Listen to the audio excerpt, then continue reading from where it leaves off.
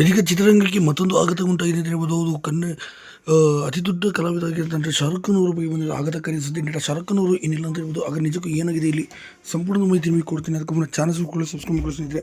ಹೌದು, ಶಾರುಖ್ ಖಾನ್ ಅವರು ಚಿತ್ರರಂಗ ಕಂಡಂತೆ ಮೇರು ನಾಯಕ ನಟ ಮತ್ತು ಅತಿ ದೊಡ್ಡ ನಟ ಅಂತ ಹೇಳ್ಬೋದು.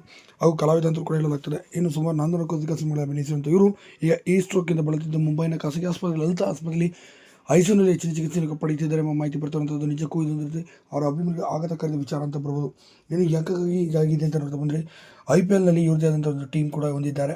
ಆ ಟೀಮನ್ನು ಮುಂದುವರಿಸುವಂಥ ಸಂದರ್ಭದಲ್ಲಿ KKR ತಂಡವನ್ನು ಮುಂದೆ ತೆಗೆದುಕೊಂಡು ಹೋಗುವಂಥ ಸಂದರ್ಭದಲ್ಲಿ ಪೂರ್ತಿ ಬಿಸಿಲಿನಲ್ಲಿ ಅತಿ ಹೆಚ್ಚಾಗಿ ಕಾಣಿಸ್ಕೊಂಡಿದ್ದಾರೆ. ಇದೇ ಕಾರಣಕ್ಕಾಗಿ ಸ್ವಲ್ಪ ಸಮಯದ ನಂತರ ಈಗ ಈಟ್ ಸ್ಟ್ರೋಕ್ಗೆ ಉಂಟಾಗಿದ್ದಾರೆ. ಇನ್ನು ಅವರಿಗೆ ತಿಂದಿದ್ದು ಯಾವುದೂ ಕೂಡ ಜೀರ್ಣ ಆಗದೆ ತುಂಬ ಕಷ್ಟವನ್ನು ಕೂಡ ಪಡ್ತಿದ್ದಾರೆ ಅಂತ ಮಾಹಿತಿಗಳು ಈಗ ಬರ್ತಿರುವಂಥದ್ದು.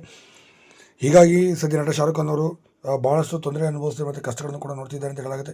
ಇದೇ ಕಾರಣಕ್ಕೆ ಐಸಿಯುನಲ್ಲಿ ಚಿಕಿತ್ಸೆಯನ್ನು ಪಡೆದಿದ್ದಾರೆ. ಸದ್ಯ ವೈದ್ಯರು ಇನ್ನೂ ಕೆಲವು ವಾರಗಳ ಕಾಲ ಇಲ್ಲೇ ಇರಬೇಕಾಗುತ್ತೆ. ತದನಂತರ ಅವರಿಗೆ ನೇಚರ್ ಇರುವಂಥ ಜಾಗದಲ್ಲಿ ಕಳಿಸ್ಕೊಡಲಾಗುವುದು ಅಂತ ತಿಳಿಸಿದ್ದಾರೆ. ಹೀಗಾಗಿ ಅವರ